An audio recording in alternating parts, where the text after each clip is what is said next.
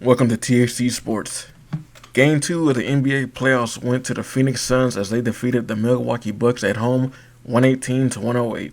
For the Bucks, Giannis Antetokounmpo racked up a double-double, scoring 42 points and with 12 rebounds. For the Suns, it was Devin Booker leading the way with 31 points, Chris Paul scored 23 points and had 8 assists, and Michael Bridges scored 27 points with 7 rebounds. Tip-off for Game 3 is set at the Pfizer Forum Arena in Milwaukee for Sunday at 7 p.m.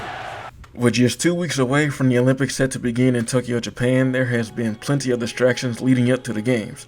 In the U.S., its Olympic team has endured plenty of distractions before the Games, with hammer thrower Gwen Berry turning away from the national anthem and Dallas native Sha'Carrie Richardson failing a drug test, testing positive for THC, the chemical compound in marijuana, after she made headlines at the U.S. Olympic trials, posting a time of 10.86 seconds in the 100-meter dash, just missing Florence Joyner's world record by 0.24 seconds. In Japan, spectators have been banned from the Games due to a surge in COVID cases, reversing an earlier decision to allow spectators to attend. Protests have also put pressure on the IOC president and Japanese leadership to cancel the Games.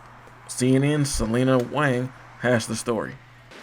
Just 2 weeks away from the Olympics, organizers have announced that spectators will be banned from venues in Tokyo. This is as Japan announces yet another state of emergency in Tokyo that will last through the Games. This is an unprecedented decision, reversing an earlier announcement that up to 10,000 spectators would be allowed at venues. But Japan, Tokyo is dealing with a major surge in COVID-19 cases, reaching the highest level seen in months, with more cases driven by the Delta variant and still a low rate of vaccination in Japan. Just 15% of the population is fully vaccinated.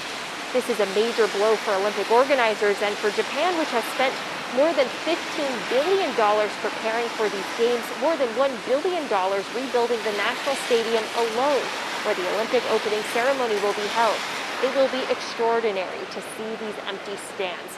But there is still a possibility that spectators will be allowed in Olympic venues in other prefectures outside of Tokyo. But the public here is still not convinced that these games can be held safely. I was just at an anti-Olympics protest held here in Tokyo earlier today. I spoke to protesters who are frustrated that an Olympics is going to be held in the middle of a state of emergency. Many of them said they still had yet to get vaccinated. Many frustrated passerbys here as well. A lot of anger directed towards IOC President Thomas Bach, who they think represents the IOC plowing ahead with these Olympics at the expense of people's health and potentially their lives. Selena also spoke with many in the Japanese public, many who are not happy that the Games are still happening amid a spike in COVID cases. The Olympics are a month away, but the Japanese public is not convinced that these games can be held safely. I'm at an anti-Olympics protest in Tokyo, going through the center of the city.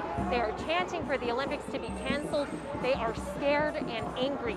Scared that these games will lead to a rebound of COVID-19 cases, and angry that the government is putting so many resources towards this when so many in Japan and around the world are still suffering. Now, vaccinations are starting to pick up in Japan, but still, less than 8% of the population is fully vaccinated.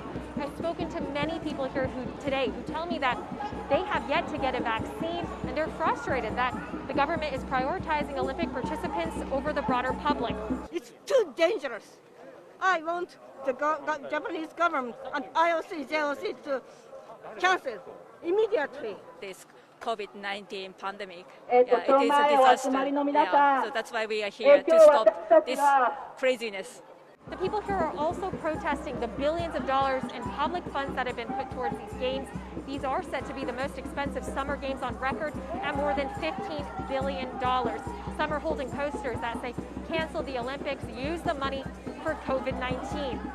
Now, Olympic organizers have also announced that spectators will be allowed at the games, a decision that goes against Japan's top COVID-19 advisor. Organizers insist that these games can be held safely with strict COVID-19 restrictions on both participants, spectators, and athletes. But public health experts say there are many ways for that bubble to be broken, and they're scared about the spread of more dangerous, more contagious COVID-19 variants, including the Delta variant. Now, the people here say it is too dangerous for Japan to hold the Olympics, too dangerous for the world, and that any potential fallout from the Olympics, that price will be paid by the Japanese public. Selena Wang, CNN, Tokyo. The Olympics begin in just 2 weeks, and with all the issues surrounding the Olympics, one can only wonder how the games will turn out. Thank you for tuning in to THT Sports.